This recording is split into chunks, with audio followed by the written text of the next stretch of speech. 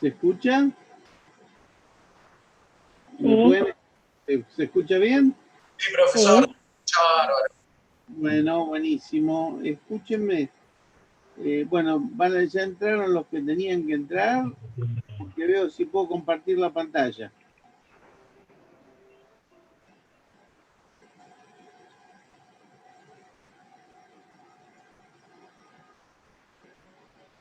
¿Ven el PowerPoint? Sí, ¿Sí? sí, sí, Bueno, se ve bien. entonces cuando estén todos me avisan y empezamos, o cuando dispongan. ¿Sabes qué es lo más hermoso? Que perdí mis hojas de estas. ¿Cómo decís? Los micrófonos, por favor.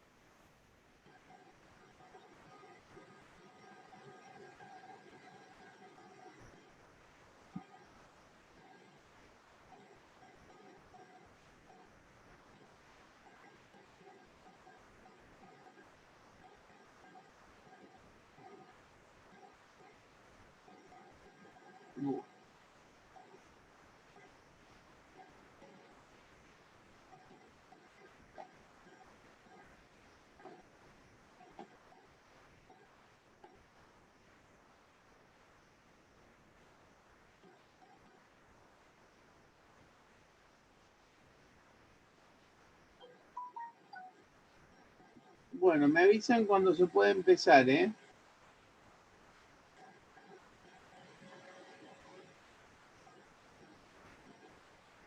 ¿Escucha mi voz?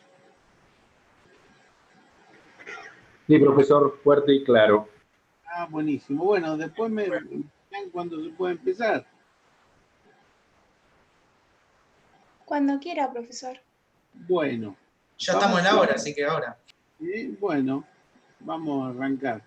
Escúchenme, estamos en 60, así que habrá chicos y grandes de las tres comisiones hoy. Yo quería charlar un ratito con ustedes ahora que ya tenemos la suerte de estar en la segunda parte, que superamos la primera etapa, que la verdad que estoy bastante complicado con cómo han trabajado con el tema de la tarea práctica. Para mí es muy importante algo que no lo voy a volver a repetir, lo repito ahora una vez más, que los trabajos se presenten en términos y como corresponde. Que no es chiste que los trabajos son requisitos para aprobar la materia. Yo se los comenté el primer día y resultó que había momentos que habían terminado las etapas de presentación y no estaban presentados. Después me salían con que tuvieron problemas de conectividad y entonces me mandaban. Ustedes saben que mi mail está disponible para mandarme un mail cuando lo estimen pertinente y yo les voy a recibir siempre el trabajo. Yo quiero que si hay un problema, cualquier problema, que ese problema se plantee antes de la fecha para entregar los prácticos. En esta ocasión voy a ser, no digo inflexible, voy a ser estricto con el cumplimiento de lo que se pactó al inicio de la cursada y además está aprobado por la estructura académica de la facultad. Nadie va a poder dar su segundo parcial si no tiene presentados en términos los prácticos. No es una tarea difícil, pero a mí me preocupa el día de mañana ustedes van a ser abogados, van a presentar escritos fuera de término y no le van a ir llorando al juez que les permita presentarlo fuera de término porque se olvidaron, porque no tenían conectividad o por lo que fuera. Entonces acá hay que ser grandes. Grandes me refiero a responsables de los actos. Estamos en la universidad. Yo no sé si soy claro o por ahí tienen alguna duda. Yo no quiero que 10 días después de finalizados todos los plazos vayan a hablar o al centro de estudiantes o a la facultad a plantear que tenían el abuelito con problemas o que se agarraron una enfermedad. Yo soy absolutamente comprensible, pero en mi cátedra me gusta que los problemas me los planteen y todo se resuelve. Pero a mí no me van a correr con no hago las cosas bien y después busco una salida por otro lado. Así que si no me quieren ver enojado, cumplen los objetivos, yo voy a cumplir mi rol docente como siempre, voy a estar a todo momento para ustedes cuando necesiten algo. me consultan, más de uno me ha consultado por alguna duda al mail mío personal, yo no tengo ningún inconveniente. Porque estoy acá para ayudarlos, para que a mí no me interesa que aprueben constitucional, me interesa que sepan constitucional. Bien, entonces si están, yo no sé si quieren, alguno me quiere hacer alguna pregunta respecto de esta cuestión, porque no la quisiera volver a refrescar, ni tampoco quisiera que cuando termine la cursada me vengan otra vez con este tipo de problemas. Nadie va a poder rendir el segundo parcial si no tienen presentados los prácticos en términos. ¿Eso quedó claro, chicos? Sí, ya que está, yo le puedo hacer una pregunta. ¿Qué quieras? Porque en realidad es sobre el mail, porque en una oportunidad yo lo escribí, creo que a uno que está en la página, pero no sé si no le llegó, bueno, puede ser. Pero ¿cómo es su mail? Así ya lo anoto. Es Eduardo Jiménez con J y Z 59, Eduardo Jiménez 59, @yahoo.com.ar. Bien, gracias, profe. Está bien. Bueno, si tienen alguna otra duda respecto de la primera parte o respecto de cualquier cuestión que amerite que la podamos conversar, con gusto me la pueden preguntar antes de empezar la clase de hoy, empezar esta segunda parte. A ver. Vamos a ver. A mí me gustaría que ahora se pongan como locos, me pregunten, que me digan qué importancia tiene hacer un práctico, o usted está loco, que quiere que hagamos los prácticos antes del examen. Lo que quiera decirme, me lo pueden decir. Así yo tomo nota y después los bocho a todos. Bueno, no va a pasar nada de eso, pero les pido por favor que en esta cátedra sean tan responsables como soy yo, que estoy siempre a favor de ustedes. A favor de Buenas ustedes. noches. Sí, perdón. ¿Qué tal? Buenas noches. Cecilia me llamo. Dale, Cecilia. Yo la única pregunta que tengo es una sola. Además de presentar en tiempo los prácticos, en tiempo y forma, Sí. ¿esos prácticos tienen injerencia en la nota final? Claro que sí, yo se los expliqué. Bien. Ustedes van a probar con los parciales, pero puede ser que se saquen 9 y 9 los parciales y ustedes saquen 4. Yo les califico todos los prácticos y todos los docentes en una grilla con cada nota que se van sacando.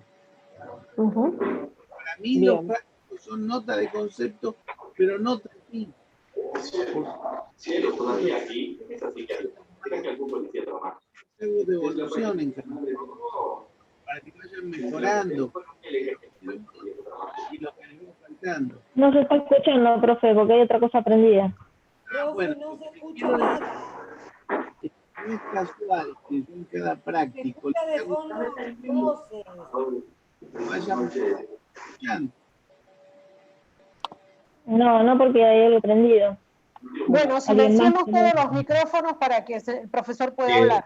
Claro, Sergio, ahí está. Explico esto. La idea es que yo en cada uno de los prácticos les haga una devolución. La devolución es para que vean cómo pueden mejorar. Si con lo que ustedes me pusieron son 2 líneas y no sirve para nada, porque para mí su desarrollo de práctico tiene mucho que ver con qué lectura hicieron de los aportes que nosotros les dimos.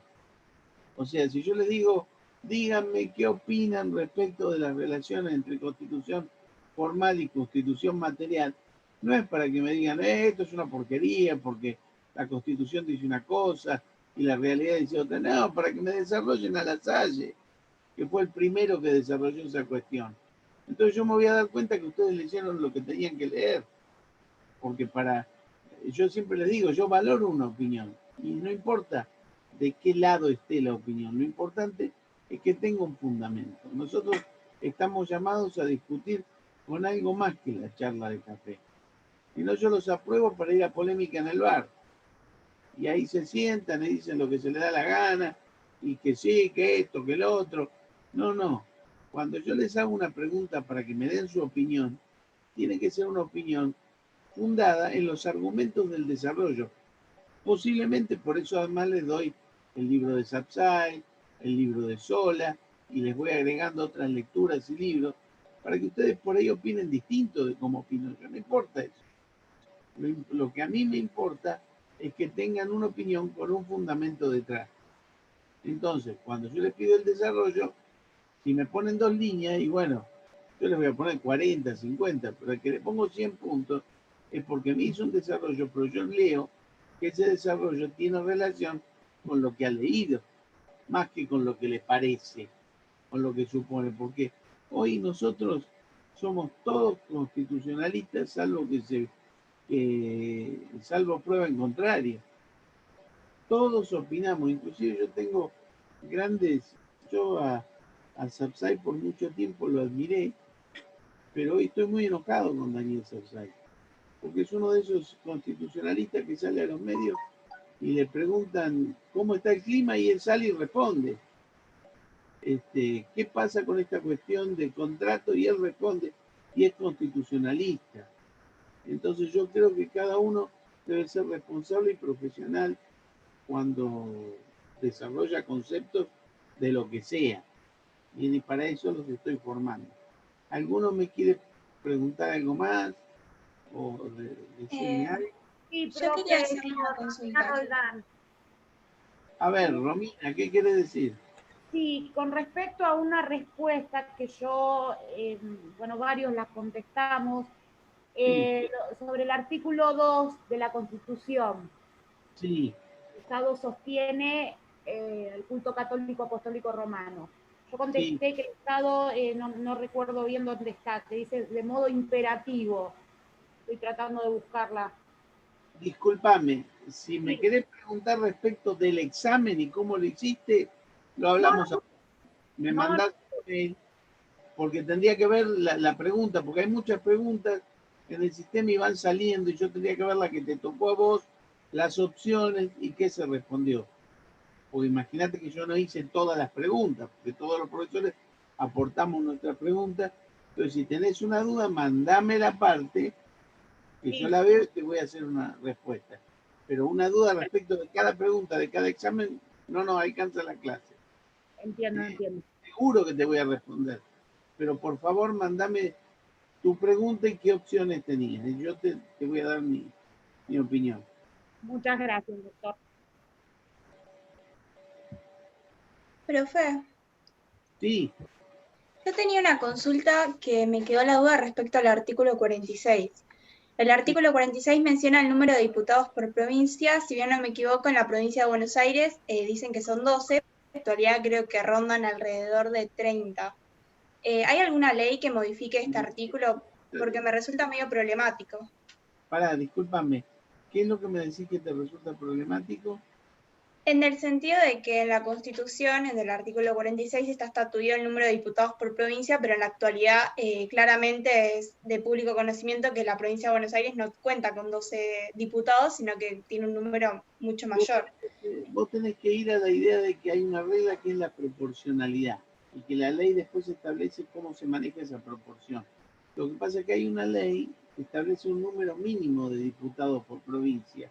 Y eso es lo que se dice puede ser inconstitucional, porque algunas provincias sin mucha representación le ponen 2 diputados y por ahí el pueblo no alcanza a darle ese mínimo, ese base. Y algunos tienen más, pero la representación proporcional se corresponde con la ley que establece el número de la proporcionalidad. Por eso vos, con que me digas que los diputados representan al pueblo y son proporcionales con la población, responde bien cómo se elige un diputado. Yo no te voy a exigir que me digas en cada momento de la ley cuántos son los diputados necesarios para la proporción, porque inclusive eso hay que discutirlo también.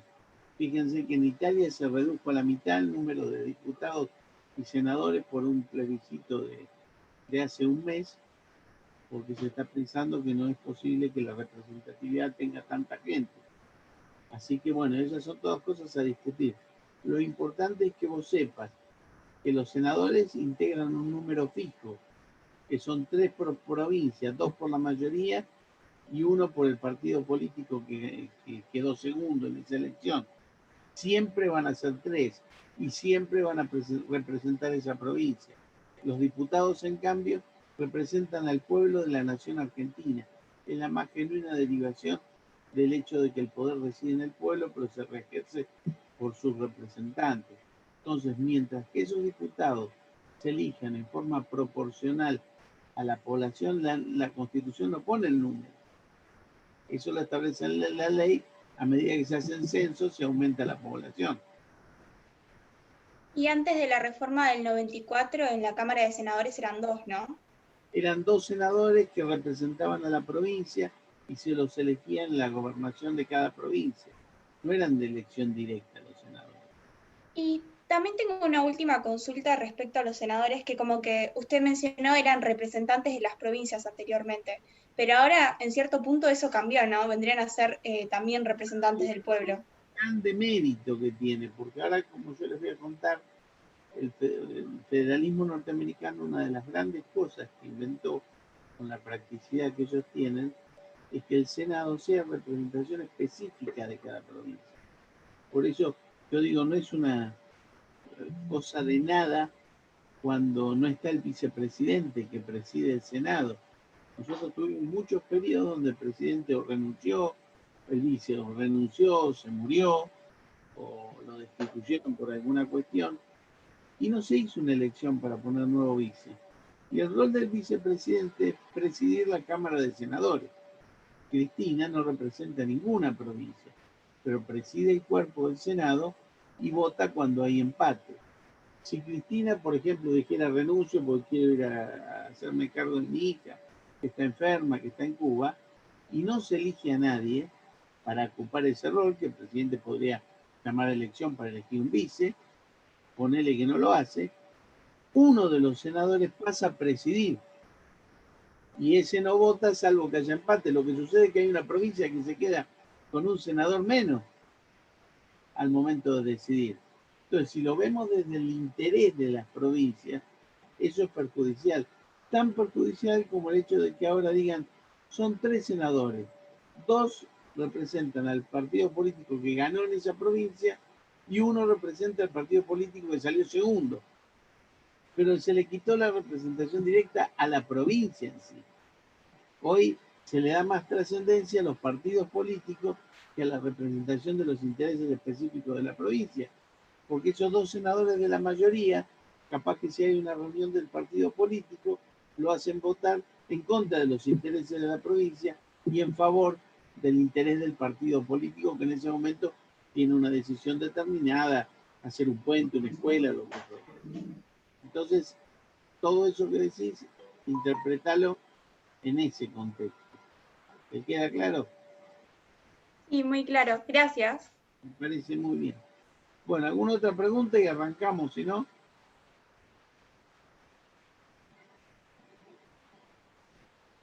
Bueno, eso quiere decir que puedo empezar. Buenísimo. Sí, profe.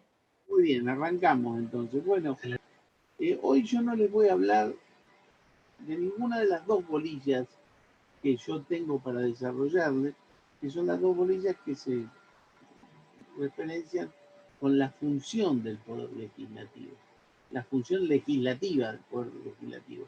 Yo siempre cuando nosotros estudiamos la carrera de abogacía y estudiamos Derecho Constitucional, en esa época, en el 80, cuando yo rendí constitucional, estudiaba Derecho Constitucional Público, Provincial y Municipal.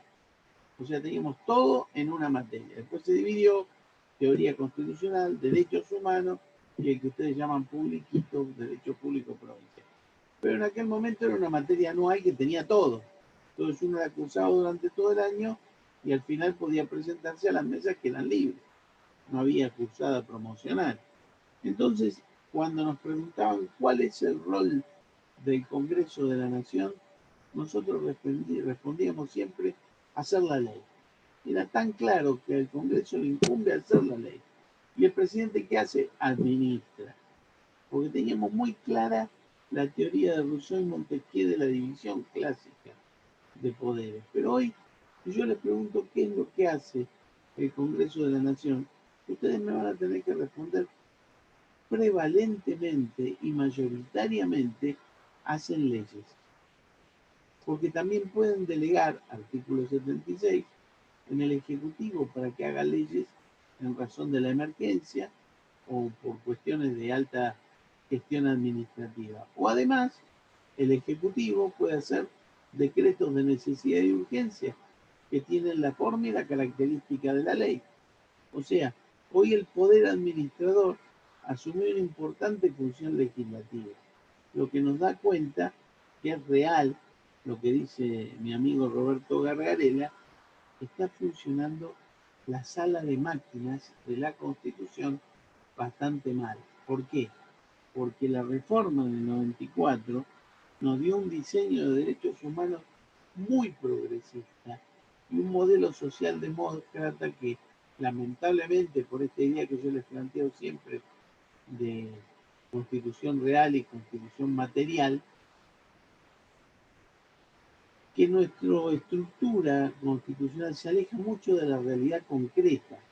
Y a veces se aleja mucho de la realidad concreta porque justamente el diseño de los controles está fallando. Y vuelvo a eso que les explicaba en la primera parte. Hoy hay una teoría que se llama la teoría de la deconstitucionalización del sistema. Lo que dice Luigi Ferrajoli, que es un gran jurista italiano, que en realidad los grandes líderes se aferran a esta idea de que la democracia le da una alta legitimidad porque, lógico, quien gana una elección tiene bien ganada su legitimidad por los votos. Hoy nadie puede decir que Alberto Fernández no tiene legitimidad de origen para gobernar porque lo votó una contundente mayoría, como tampoco que la tuvo en su momento Macri, aunque tuvo una mayoría ajustada, ganó por muy poquito.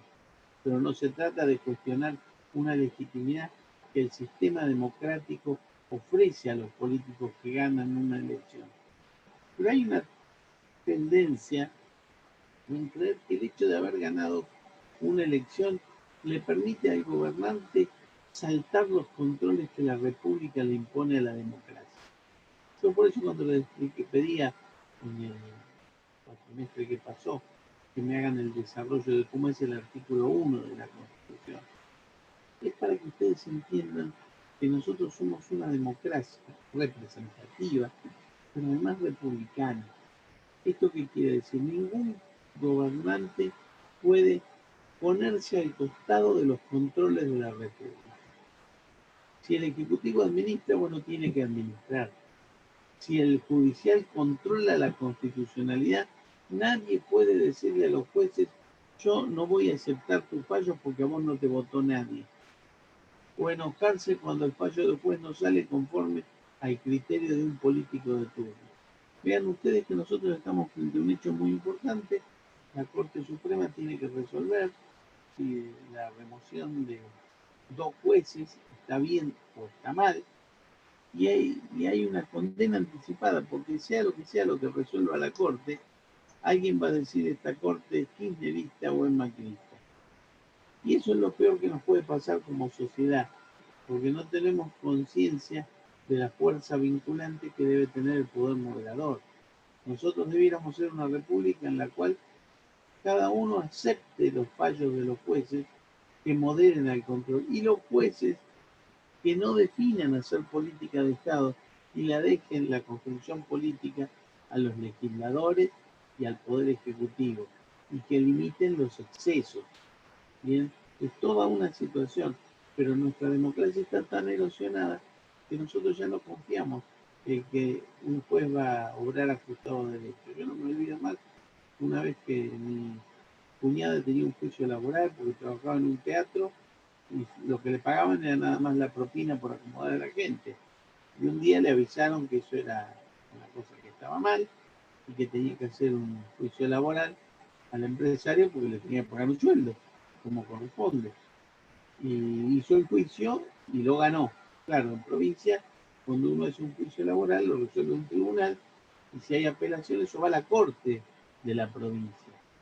Y si va a la corte, eso tarda un par de años, porque hasta que la corte resuelve, y para ir a la corte, el que quiere ir a la corte tiene que depositar lo que hubiera tenido que pagar si perdía el juicio, para desalentar un poco esas apelaciones. El asunto es que mi cuñada ganó el juicio y el empresario depositó la plata y se fue a la corte.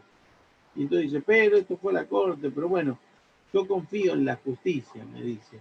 Bueno, y si la Corte revoca, bueno, entonces no voy a confiar en la justicia. Claro, ella confiaba en la justicia solo si resolvía como ella quería.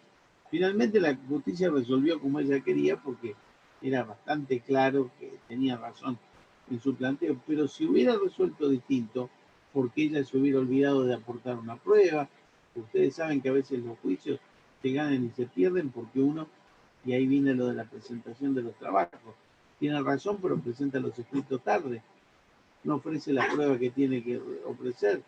Por eso el rol del abogado tiene mucho de responsabilidad, porque a veces uno dice, voy a tomar este juicio, porque es papita para el loro, es juicio ganado. Y después resulta que al final es juicio perdido, porque no se pudo probar lo que se alegó. Pero en ese contexto, lo que a mí sí me importa, un segundito.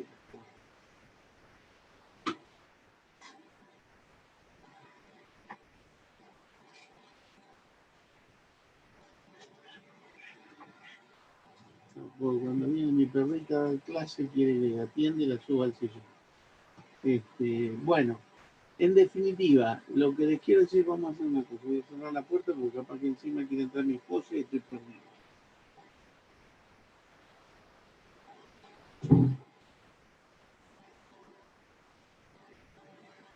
Bueno, debe estar bastante aburrida esta clase porque se fueron los dos perros. Bueno, sigamos un poquito. Entonces, el planteo de hoy no va a ser ni hablar del poder legislativo ni hablar del poder ejecutivo.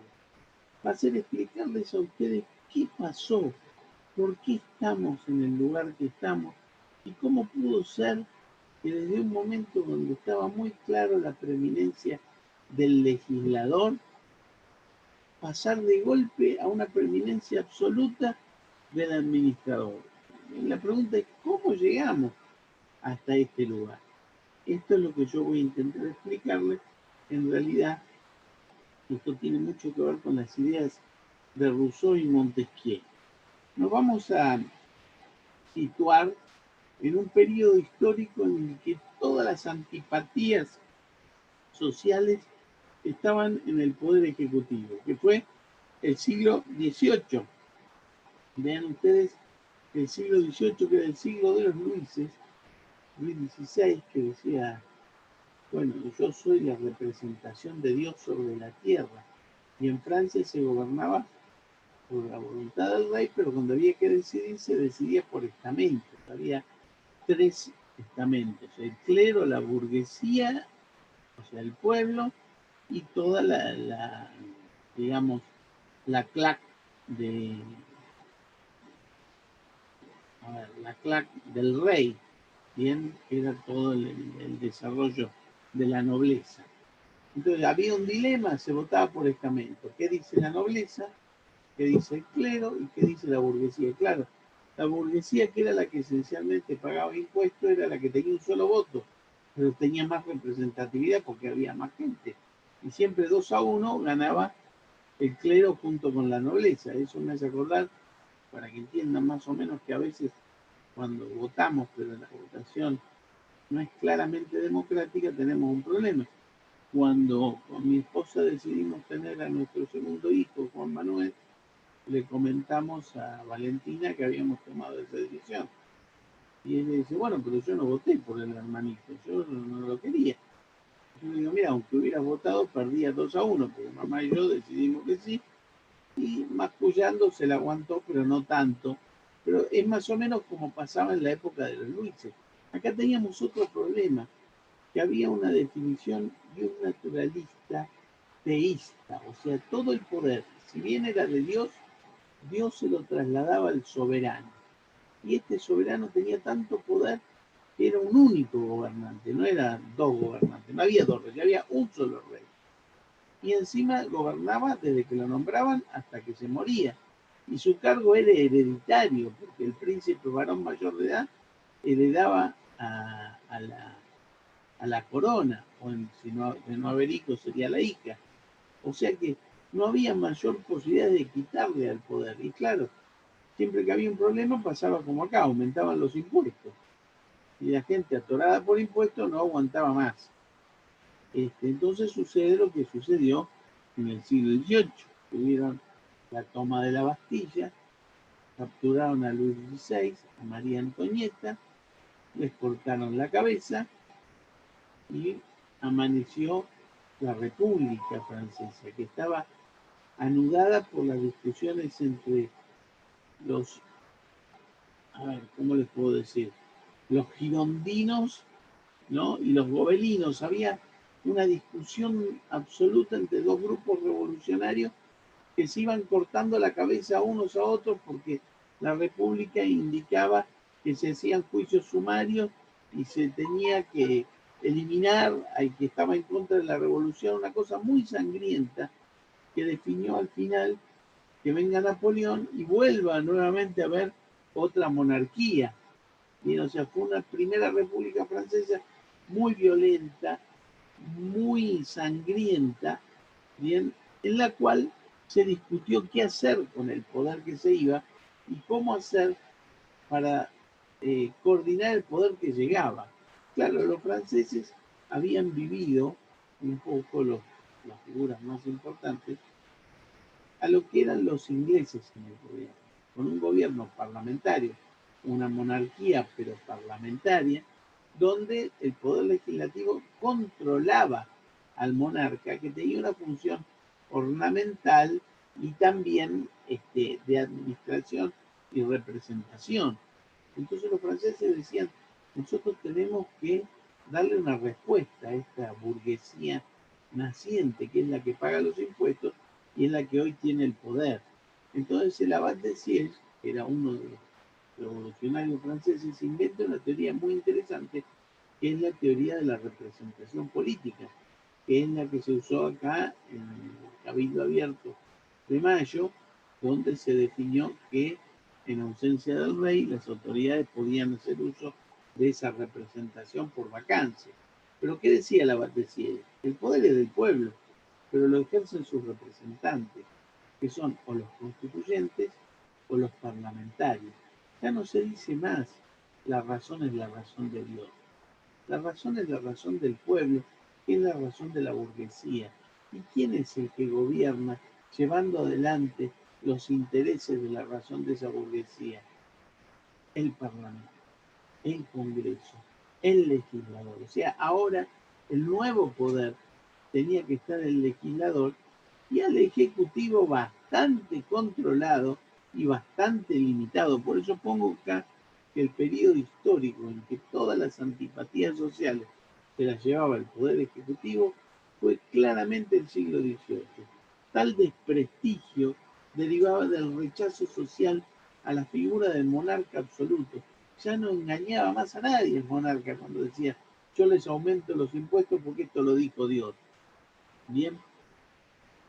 La cultura inglesa entonces parecía ofrecer un modelo político alternativo más compatible con el ascenso de la burguesía al poder. Acá iba a hacerse un modelo de la cultura inglesa, pero sin rey, con presidente, porque nadie confiaba en el rey. Entonces vamos a poner una república, vamos a poner un presidente, pero una república parlamentaria. Bien. Los franceses que hicieron, idealizaron el modelo inglés, porque los ingleses tenían sus cosas, teníamos reyes ingleses que hicieron cualquier descalabro y algunas macanas, pero sí los ingleses tenían en claro que el poder deriva del pueblo, que el parlamento contiene al rey y que la ciudadanía se beneficia con estos Bill of Rights que inventaron los ingleses. En realidad, el proceso inglés y su legado más trascendente fue la esperanza de que solo se puede buscar un equilibrio político cuando la suprema condición del Estado reside en la ley y todos nos sometemos a ella. Ustedes sabrán que pueden ir a Battery Park o a cualquier lugar en Londres, se paran un domingo en un banquito y pueden decir cualquier cosa sobre la reina, siempre que no estén pisando suelo inglés. Ellos tienen una serie de tradiciones especificando que ellos se someten a la ley para no someterse a cualquier tirano. La idea del respeto y sometimiento a la ley, los franceses la tomaron y decidieron, bueno, vamos a trabajar sobre eso. Vamos a ver cómo Montesquieu y Rousseau trataron de hacer un sistema más o menos equilibrado. Montesquieu decía que el rey estaba presente en el sistema, o sea, vamos a mantener al rey, pero sometido a la ley y restringido en sus potestades por ello. O sea, ese que antes era el rey hoy va a ser un ciudadano presidente, limitado en los años que gobierna, sometido a lo que el Parlamento o el Congreso le diga, o sea, muy acotado. Rousseau era peor, era más terrible, era el chico revolucionario. Para él esto del equilibrio era nocivo, es como cuando dicen que Perón decía el enemigo ni justicia. Bueno, Rousseau decía lo mismo, al enemigo ni justicia. Hay que ir al rey, a todo resabio de la monarquía, no le vamos a dar ni posibilidad que respire. Para este autor, entonces, para Rousseau, la unidad del cuerpo social era prioritaria. O sea, acá ganó la burguesía se lleva el premio. Reclamando en tal contexto la supremacía de una función. ¿De qué función iba a ser? La de aquella que expresara la voluntad del todo. Era la función legislativa. Por eso, la función legislativa suprema, que es la del constituyente, que es el que hace la constitución, era el poder constituyente. Y la función legislativa dentro del sistema era la del Congreso o Parlamento, cuando hablamos de un sistema parlamentario, que define conducir la nación haciendo la ley, porque por la ley es donde se toman las decisiones fundamentales. Bien, entonces, supremacía de la función legislativa. Aún así, el poder legislativo necesitaba de otro poder de Estado para que lo acompañe ejecutando la decisión política. Entonces acá Rousseau acepta con Montesquieu que haya un poder ejecutivo solo para que administre, solo para que lleve adelante la conducción suprema de la nación. Por ejemplo, el Parlamento decía, vamos a hacer un montón de puentes para renovar París, porque no puede ser con estas guerras que tuvimos y con la revolución misma, se rompió todo, así que vamos a usar parte del dinero para hacer puentes. ¿Qué tiene que hacer el Ejecutivo? Sí, llamar a los contratistas y hacer los puentes. No puede hacer otra cosa que lo que le ordena el Parlamento. ¿Esto lo van entendiendo? Entonces la posición del Ejecutivo era muy chiquita, muy acotada. Nadie creía. Es más, nadie tenía mucha ganas de ser el presidente de Francia. Entonces se buscaba un órgano que realice la ley a partir de la ejecución de actos particulares de administración debidamente controlado y supervisado por el Poder Legislativo. O sea, un órgano que es el presidente, o el rey si tuviéramos rey, ejecuta los actos particulares de administración conforme lo que decía la ley. Por eso es tan importante que el Parlamento hace el presupuesto y el Ejecutivo debe cumplir las líneas de ese presupuesto. O sea, el Congreso le dice, hay que hacer un puente, 2 escuelas, 3 graneros, hay que comprar 5 barcos, construir 7 silos, y el presidente tiene que ir haciendo todo eso. ¿Saben cuál es la única discrecionalidad que tiene? ¿Qué hace primero y qué hace después? Mientras dura mi gobierno, bueno, yo me dedico a hacer las escuelas. Si no puedo, si las termino, seguiré con los puentes. Algunos les pueden decir, pero ¿por qué no hace puentes? Porque el Congreso no me estableció qué prioridad hay. Si el Congreso me hubiera puesto en el presupuesto primero los puentes, tendría que hacer primero los puentes. Entonces, el Poder Legislativo, y desde esta perspectiva, que hoy no es así, decide primero. Porque al legislar, toma decisiones. Ordena de ejecutar, o sea, legisla y dice, presidente, haga tal cosa. Y también controla la ejecución en la decisión política, porque si no, le hace un juicio político al presidente y lo echa. Ahora ustedes me preguntarán, ¿y dónde estaba el juez? ¿Qué hacía el juez?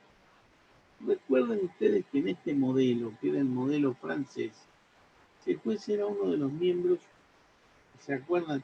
Del ancien régime, o sea, del viejo régimen. Era uno de los 3 estamentos que siempre votaba en contra de la burguesía. Entonces, ni loco iban a aceptar que un juez declarara la inconstitucionalidad de nada, y menos de una ley del Parlamento. O sea, ¿qué hacía el juez? Aplicaba la ley. Veníamos nosotros, yo venía que lo quería condenar a uno de ustedes porque presentó tarde el trabajo. Ustedes vienen y dicen, no, yo lo presenté a tiempo porque presenté tarde, pero se nos rompió internet, qué sé yo. El juez resuelve. Y el juez dirá, ¿qué dice el estatuto acá? El estatuto dice que el que no presentó el trabajo se queda afuera. Afuera.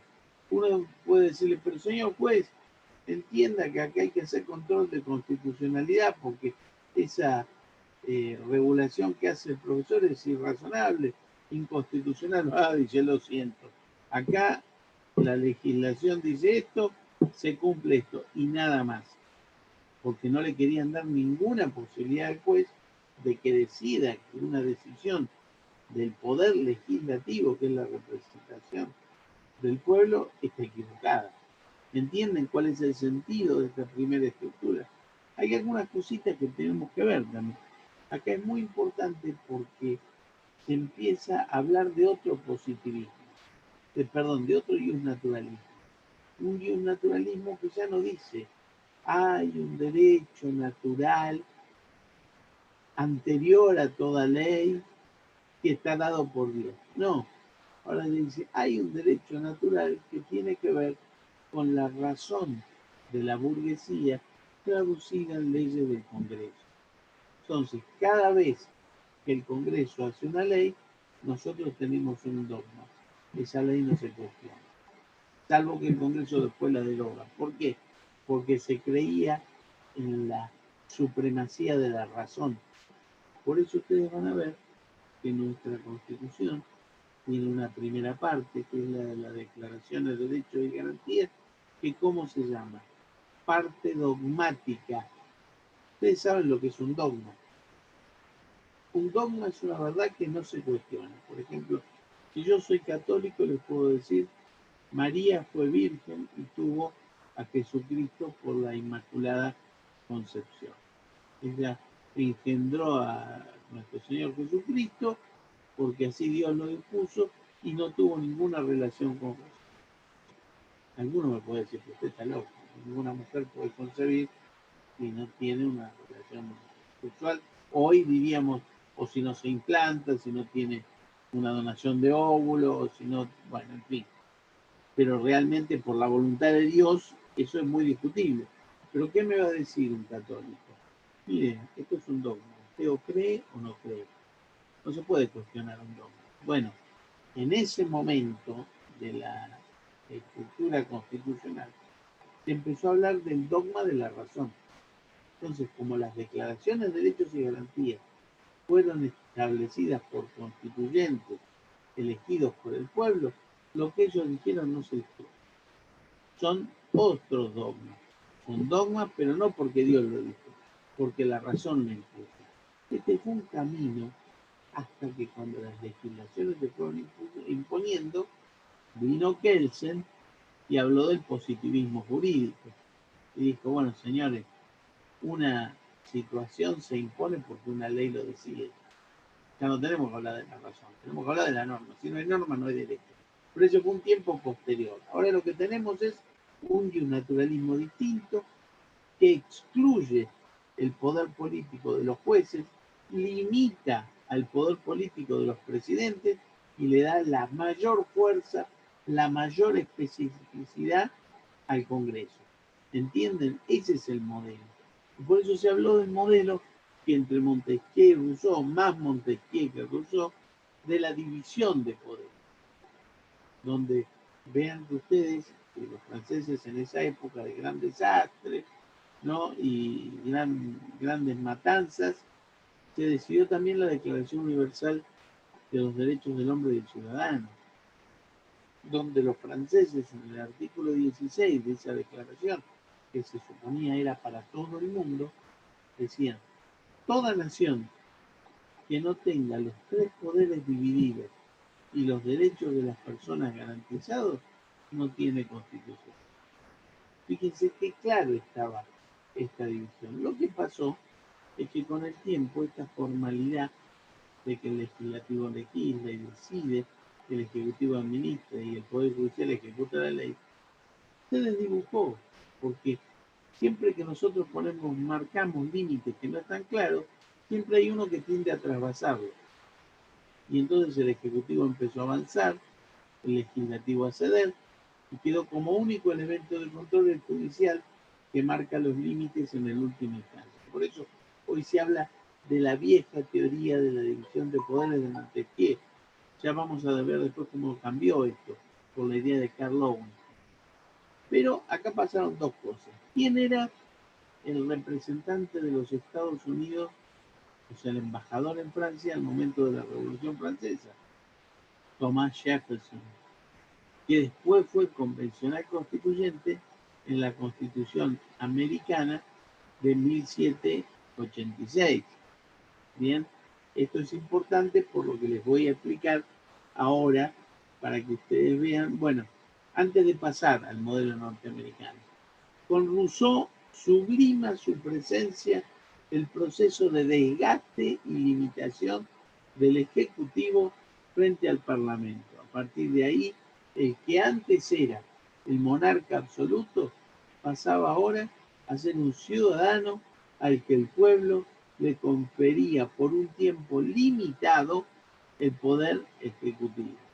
La desconfianza hacia el monarca absoluto se patentizó en una desconfianza general hacia el instituto presidencial. O sea, no creemos en el presidente porque si tiene mucho poder, se cree que es delegado de Dios y nos aumenta los impuestos. Bien, se desbaratan acá los dos ejes sobre los que se mantenía la fortaleza de la vieja monarquía. Primero, la fuerza, que estaba dada porque el carácter era unipersonal. Y después la permanencia, porque no solo era por vida, sino que además era hereditario. A ver. Vamos acá. Acá está. Vamos a empezar con el modelo norteamericano. Acá pasó lo siguiente.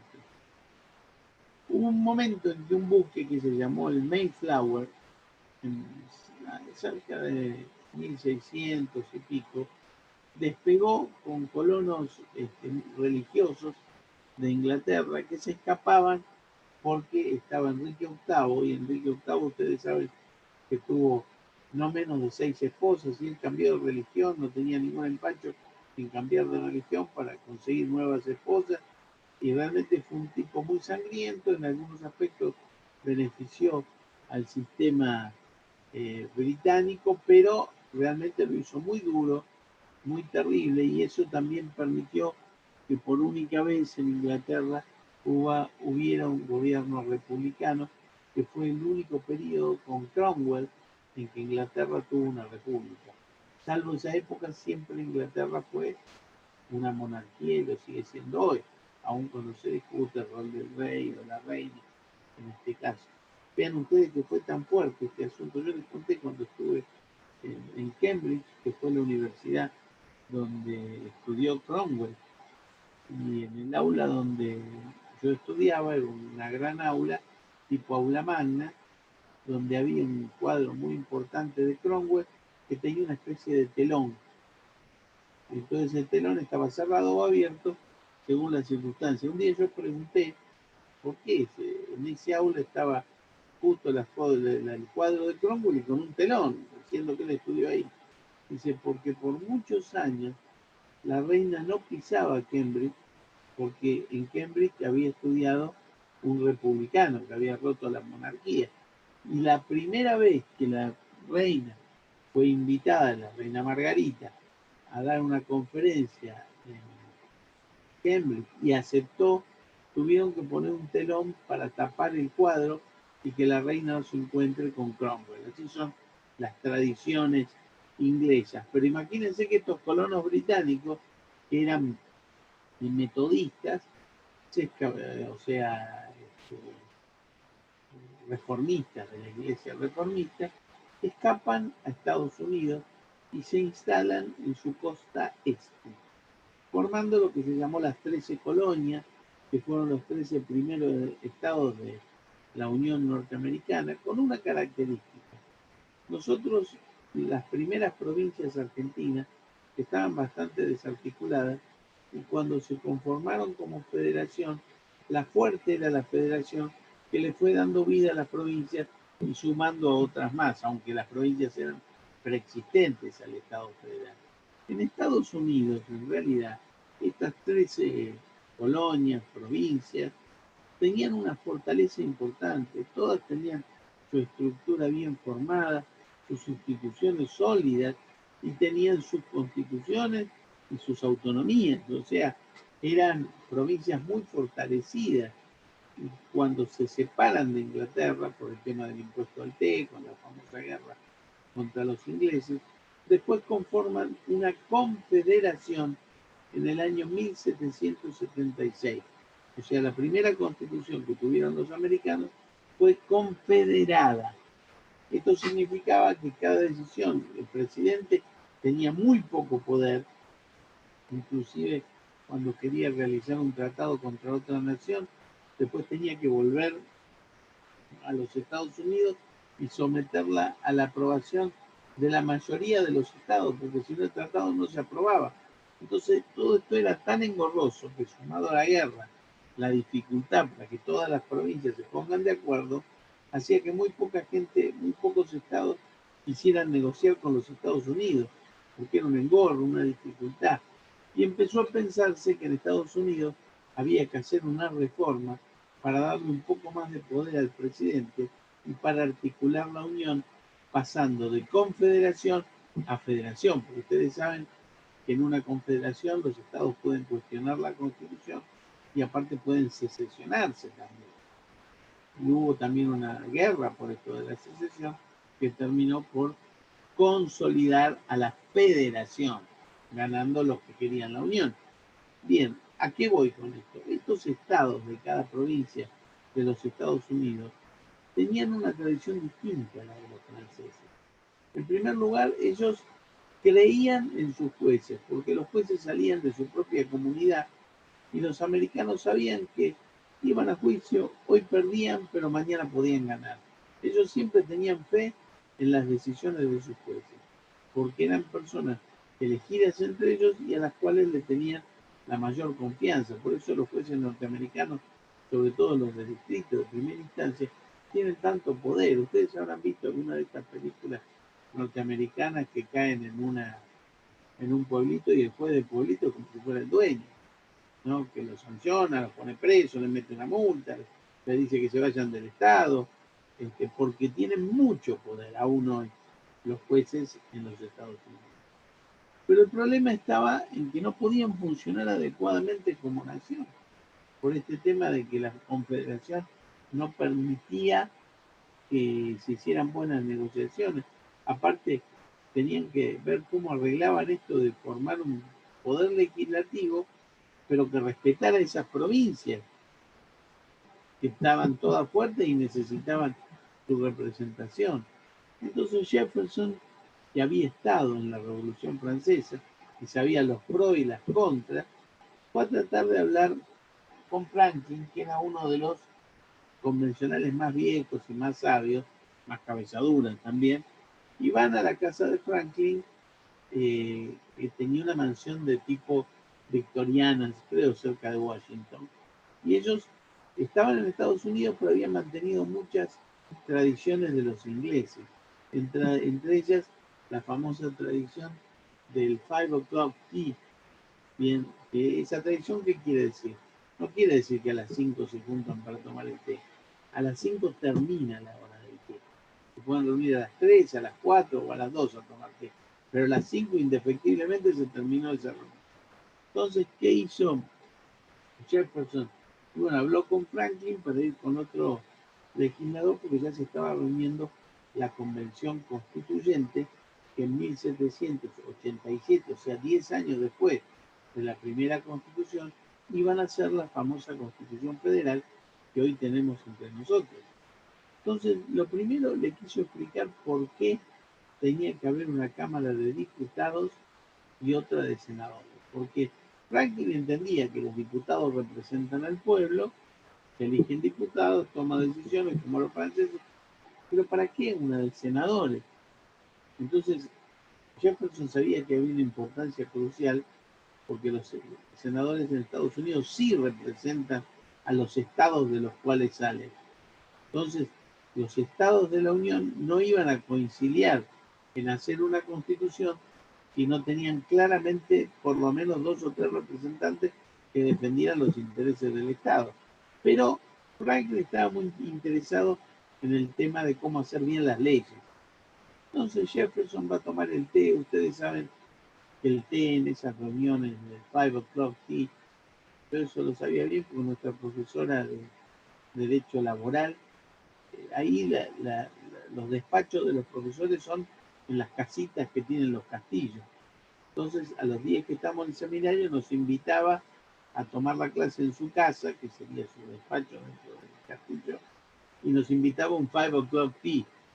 Entonces, siempre teníamos esas porcelanas Suji que tienen la tacita abombada, pero el plato también abombado. Entonces, ¿qué hacen los ingleses? Sirven el té bien caliente.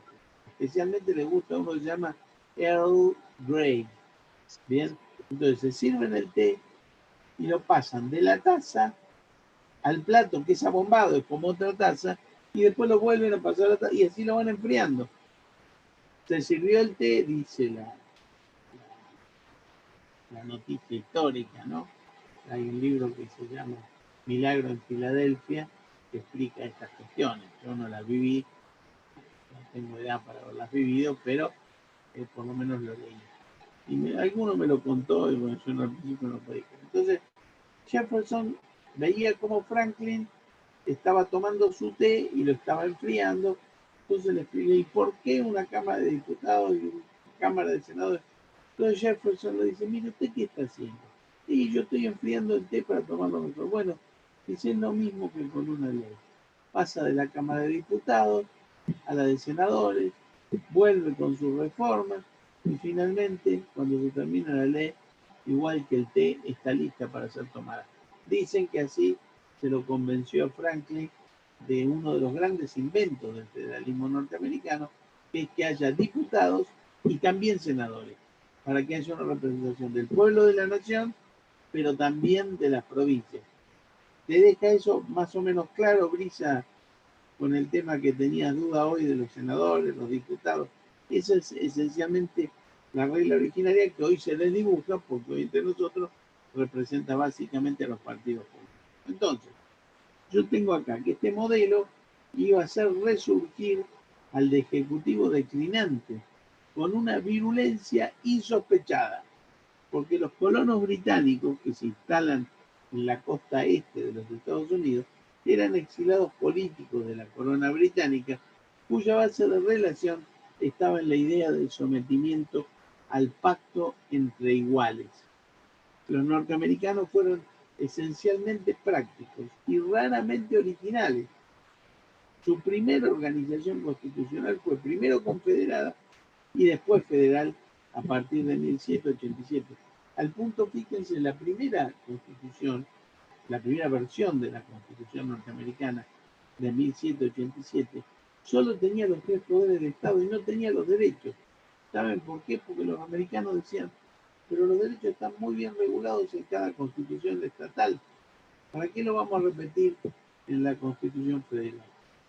Y así anduvieron unos años hasta que se dieron cuenta de algo que es muy importante y que hoy es regla general entre el constitucionalismo moderno. Ellos decían, bárbara, los ciudadanos de la provincia tienen su constitución estatal que preserva a los ciudadanos provinciales de los abusos de los gobernadores provinciales.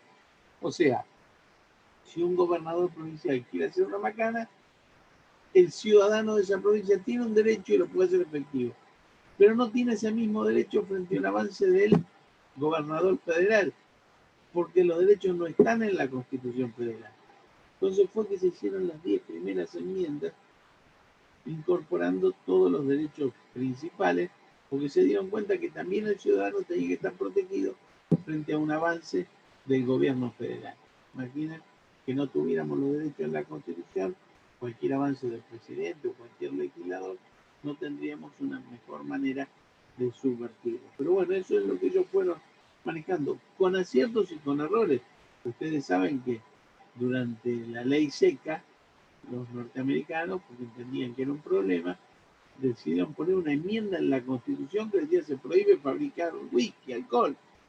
Entonces vinieron Al Capone y todos estos que hacían bebida clandestina y se producían todas estas cuestiones de la década del 20 que ustedes ya han visto en las películas.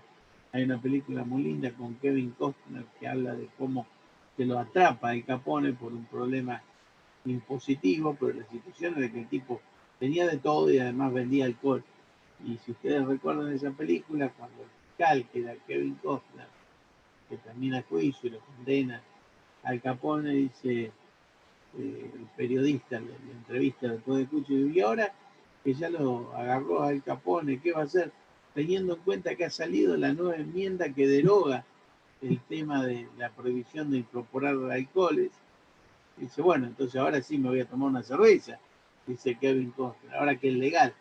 Pero ellos se dieron cuenta que era una ridiculez poner en la Constitución que no se puede vender alcohol o fabricar alcohol. Pero bueno, con la práctica fueron aprendiendo. Nosotros con la práctica fuimos mejorando para peor. La Confederación entonces no había cubierto en Estados Unidos los requerimientos de un gobierno estable. Vean que eran distintos los problemas de los franceses a los problemas de los americanos. Los franceses tenían problemas con el gobierno absoluto y querían sacarse de encima a los reyes absolutos y a los jueces que eran traidores al sistema. Los norteamericanos tenían una forma de alianza debilitada en un marco de anarquía económica y que este pueblo requería una mejor situación para poder avanzar como nación. El país necesitaba generar un gobierno central fuerte para gobernar mejor. Entonces los convencionales de 1787 crean una constitución que determina un poder ejecutivo con estas características. Unipersonal, de elección directa por medio de un colegio electoral. Ustedes saben que los norteamericanos empezaron con elección directa con reelección indefinida, al punto que Roosevelt en la Segunda Guerra Mundial pudo ser reelecto 4 veces. Bien, hasta que se dieron cuenta que eso era mucho y después de la Segunda Guerra Mundial cambiaron a que un presidente de Estados Unidos puede ser elegido una vez, otra vez más y nunca más. Bien, fíjense que nosotros empezamos al revés. En 1853 pusimos que el presidente podía ser elegido una vez, debía descansar un periodo y después nuevamente podía ser electo. Al punto que Roca, cuando ya había sido elegido presidente, había terminado su periodo, dice, ¿y qué es lo que usted ansía ya que fue presidente? Y dijo, volver a ser presidente. Y después de un descanso, volvió a ser presidente. Yo con esto les quiero decir que nosotros en el 94 incorporamos un modelo igual a la de los norteamericanos, diciendo si los norteamericanos permiten un periodo con reelección, ¿por qué no? Pero ellos venían de toda la extensión para atrás y ya estaban pensando en un solo periodo. Y nosotros veníamos de la limitación hacia la reelección indefinida. Nos encontramos en el medio. Vamos a ver si nosotros vamos para un lado y para otro. Si me preguntan a mí cuál modelo me gusta más, y a mí me gustaba mucho el de la Constitución del 53, porque 6 años era una buena cantidad de tiempo y si había sido un buen presidente, luego el descanso podía venir otra vez. Igual tampoco está mal el modelo del 94 acá, porque en 4 años uno puede pensar que capaz el presidente no consolidó su gestión de gobierno y necesita 4 más. Entonces, si hizo la cosa bien, le permite una vez más y después sí, paramos. O sea que este modelo tampoco está mal, atendiendo que hoy por ahí 4 años es poco tiempo para una gestión completa de gobierno. Pero sí estoy seguro que no quisiera más que esto. Y tampoco estoy de acuerdo con el modelo mexicano, que uno puede ser presidente por 7 años y nunca más en la vida. Y por ahí con eso se pierde uno una buena persona que podía haber sido presidente por segunda vez. Entonces, ¿cómo fue el modelo de Estados Unidos? Unipersonal, de elección directa, por medio de un colegio electoral, que era el mismo que nosotros teníamos antes de la reforma. ¿Cómo es el colegio electoral? La ciudadanía vota electores proporcionales al pueblo, que son cada provincia, uno vota a personas que dicen que van a votar a tal para presidente. Después esos electores se juntan y deciden votar al presidente. El riesgo de eso es que los electores pueden votar a ese o a cualquier otro. Después, fíjense que cuando ganó Alfonsín en el 83, uno de los electores votó a Isabel Perón. A ese tiempo ya estaba en España. Pero les quiero decir que por eso prefiero la elección directa, que da mayor seguridad. Pero los americanos, elección directa por colegio electoral, con atribuciones expresamente conferidas con la Constitución. Nosotros somos iguales en eso. Tenemos el artículo 99 que habla de las competencias del presidente y son las que están en el 99. Con poder de veto sobre las leyes, cosa que el nuestro también tiene. Y en ese momento con posibilidad de reelección indefinida. Si estuviéramos estudiando con el libro del querido Miguel Enmequian, diríamos que Estados Unidos abrió la caja y de la caja sacó al Leviatán que habían guardado los franceses cuando hicieron su modelo.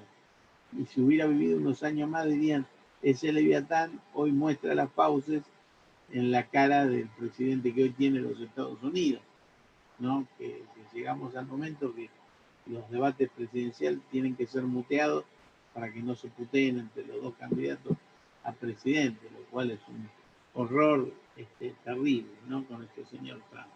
Igual, todas las sociedades tienen los presidentes que merecen y nosotros tenemos también el que merecemos, no el nuestro, no realmente en eso es más respetuoso, pero tiene un problema que hoy dice blanco, mañana dice negro. Así que bueno, cada cual con su asunto. Bien, más allá de los resultados positivos que el sistema norteamericano tuvo allí y con sus correcciones, no cabe duda de que de alguna forma los norteamericanos habían republicanizado al monarca. O sea, hicieron una república, pero con un presidente que era casi como un monarca. Yo pongo acá el Leviatán, estaba nuevamente en pie. Hay una sola cosa que hay que tener en cuenta.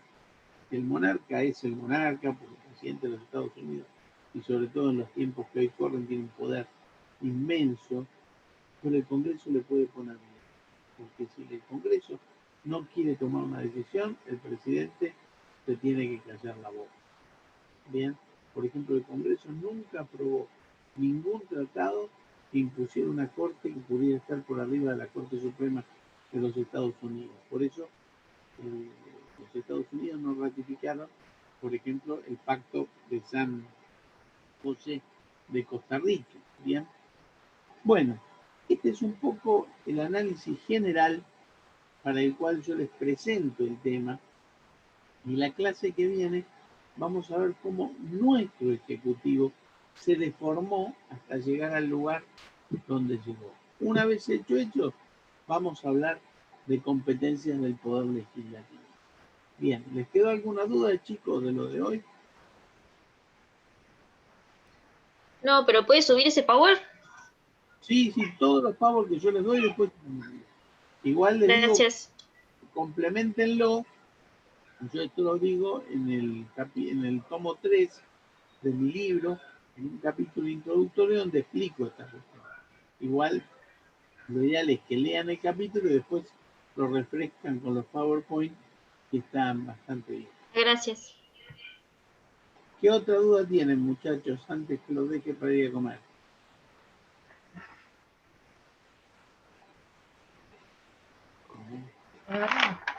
Silencio sepulcral.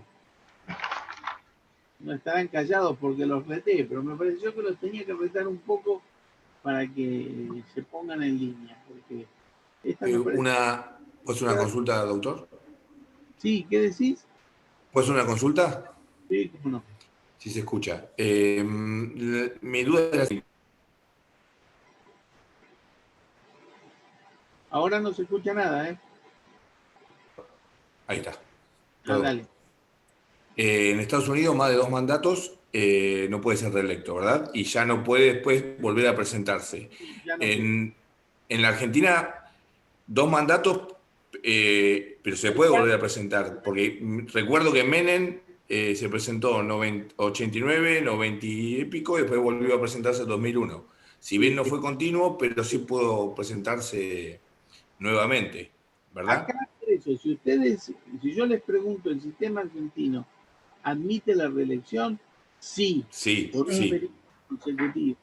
Lo que no admite es más de una reelección consecutiva, porque Bien. si después deja un periodo de descanso, puede volver a presentarse de nuevo. Perfecto. Igualmente, Menem tuvo una cosa que no va a tener ningún otro presidente argentino, que él estuvo 6 años por el sistema anterior y después de la reforma se volvió a presentar por 4 años más, así que fue un presidente que tuvo periodo más periodo 10 años, y no va a haber ningún otro presidente en este sistema que pueda estar 10 años corridos, porque se puede estar hasta Seguro. 8 años corridos, porque son 4 más 4. Lo que pasa es que él estuvo con la vieja constitución que daba 6 años y agarró la nueva que le daba 4 años más. Entonces va a ser... De ahí el eslogan Menem lo hizo. Y tantas otras cosas. Y tantas Obviamente. Sí, ¿qué otra Gracias. pregunta?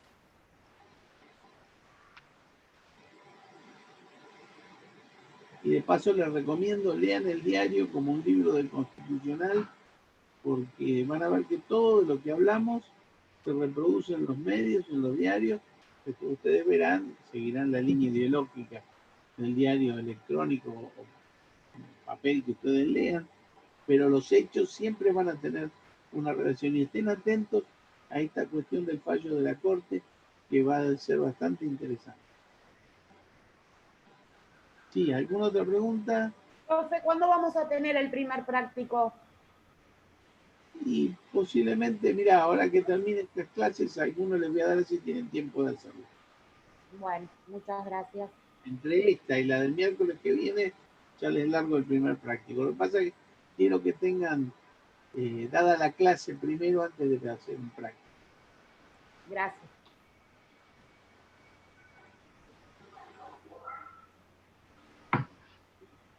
Otra pregunta, estamos bien.